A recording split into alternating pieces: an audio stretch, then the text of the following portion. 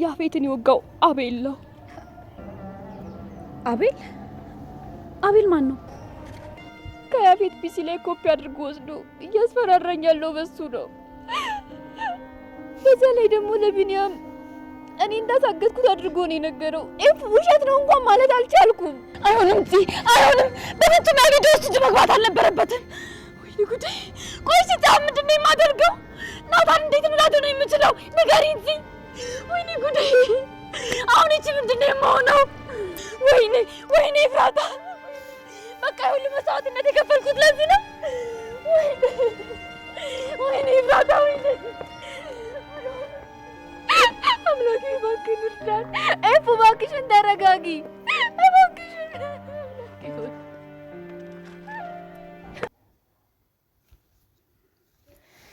ሰላም እንዴት ናችሁ? ውድ የሐረግ ድራማ ቤተሰቦች ደህና ናችሁ ወይ? እኔ በጣም ደህና ነኝ። እኔ እንኳን ደህና መጣችሁ የኔ ቤተሰቦች፣ የሰብለ ዩቲዩብ ቤተሰቦች እንኳን ደህና መጣችሁ ብያለሁኝ።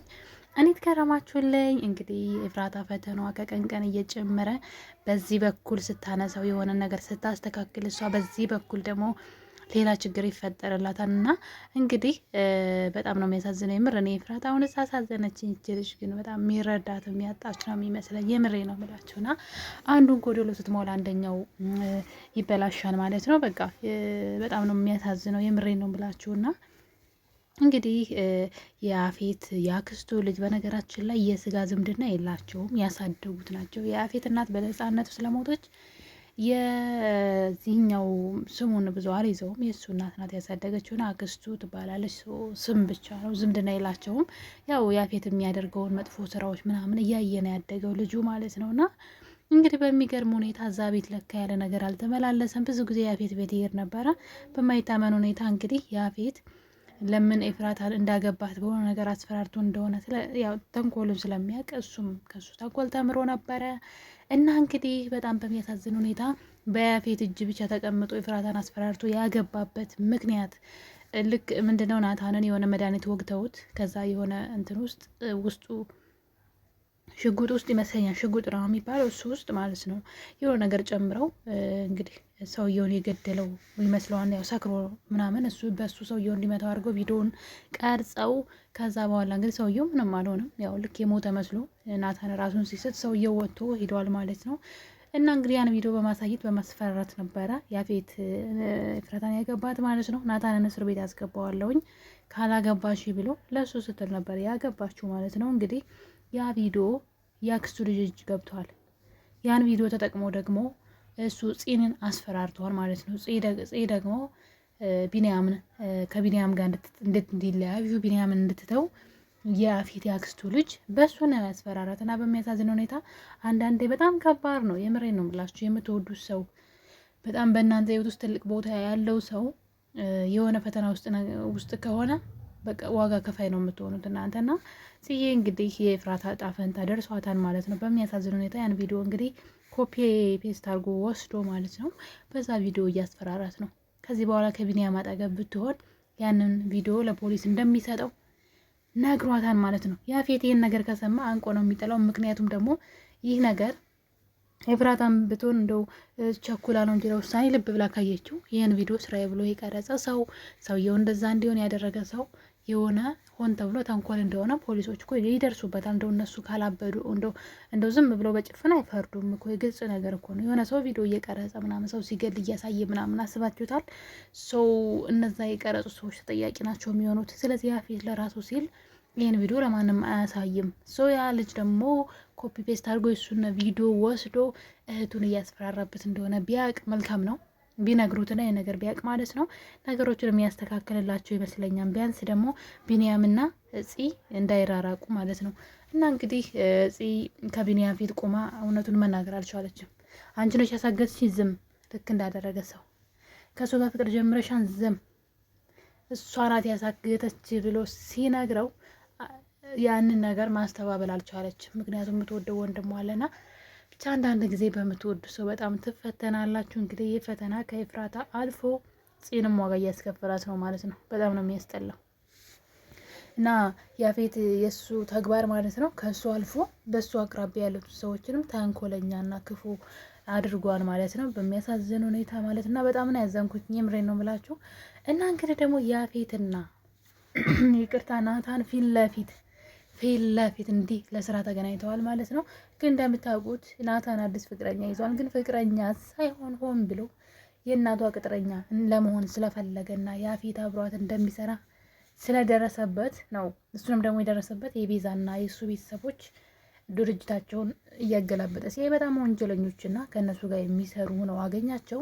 ስለዚህ አጋጣሚ ተጠቅሞ እዛ ቤት መግባት ይፈልጋል። የዛ ሴት ሰራተኛ ከሆነ ደግሞ ልጅቷ እንደሚወዳት ልክ እንደ ቤት ልጅ ከሆነ ኃላፊነት ስለሚሰጡት ከያፌት ጋር እንደሚሰራ ስላወቀ ነው። እንግዲህ ያፌት ያሸንፍ ወይስ ናታን አይታወቅም። እነዚህ ልጆች ደግሞ ወንድማማቾች የሆኑ አይሆንም፣ ትንሽ አጠራጣሪ እንዳለ ሆኖ ማለት ነው። በስራ ተገናኝተዋል ማለት ነው። እንግዲህ ናታን ከዚህ በኋላ ስራውን መስራት አለበት ማለት ነው። ምክንያቱም የሚወዳትን የሚያፈቅራትን እንቁ ሴትን ወስዶበታል። ግን ኤፍራታም ጥፋት አለባት። እውነቱን ለናታን ብትነግረው ምናልባት ያ ነገር መፍትሄ ሊገኝለት ይችል ነበረ። ያፌትን ከማግባት ይልቅ ይሁን እንደዚህ አሁን ላይ ምንም ማድረግ አትችልም። በቃ ከወንድሙ እጅ ፍላሹ ገብቷል ማለት ብዙ ነገራቸውን ያሳጣቸዋል። አሁንም እያስፈራራ ማለት ነው። እና አንዳንድ የሆነ መጥፎ ነገር ህይወታችን ላይ ሲመጣ ያንን ለመሸፋፈል ሌላ ወንጀል ከመስራት ይልቅ እውነቴን ነው ብላችሁ እሱን መጋፈጥ የተሻለ ነው ብዬ የምለው። ምክንያቱም ኤፍራታ ትልቅ ስህተት ላይ የሰራችው ያን ነገር ለናታን እንኳ ብትነግረው ሌላ መላ እስካሁን ተገኝቶለት ነበር። እሷ ግን በራሷ ይዛ ስህተት ነው የሰራችው። ስህተቱ ምንድን ነው? ያፌትን ማግባቷ ነው። ያፌትን ማግባቷ ትልቅ ስህተት ነው። ቤታቸው ውስጥ ትልቅ ችግር እንዲፈጠር ያደረገችው ያፌትን በማግባቷ ነው። ችግሩን መናገርና መፍትሄ መፈለግ የተሻለው ነው እያል ደብቃ ያፌትን አገባችው።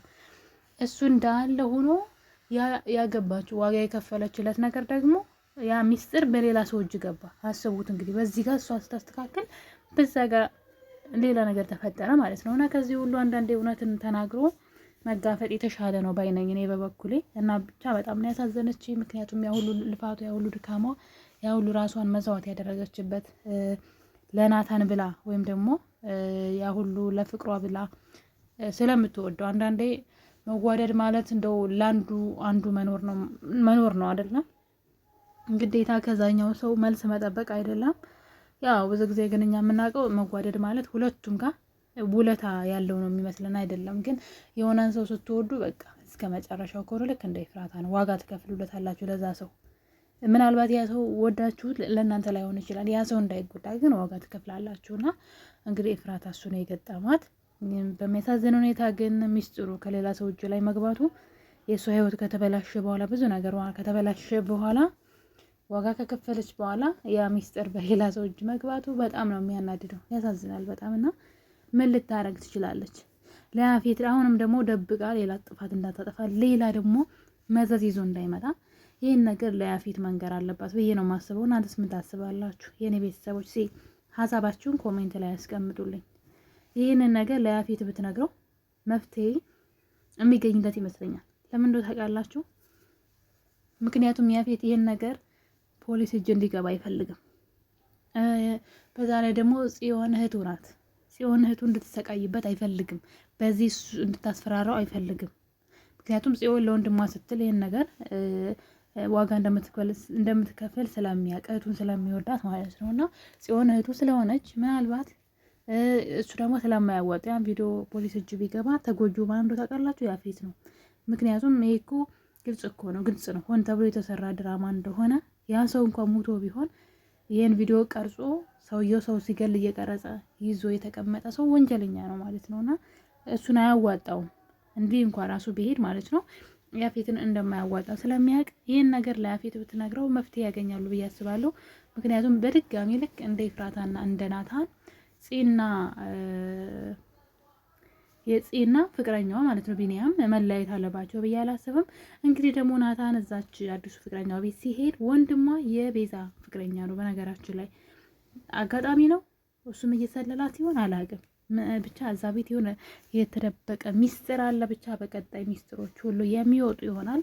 ሐረግ ድራማ እንግዲህ በጣም ተወዳጅነቱን እየጨመረ እንግዲህ ኤፍራታ ደግሞ ፈተናዋ እየበዛ መጥቷል ማለት ነው።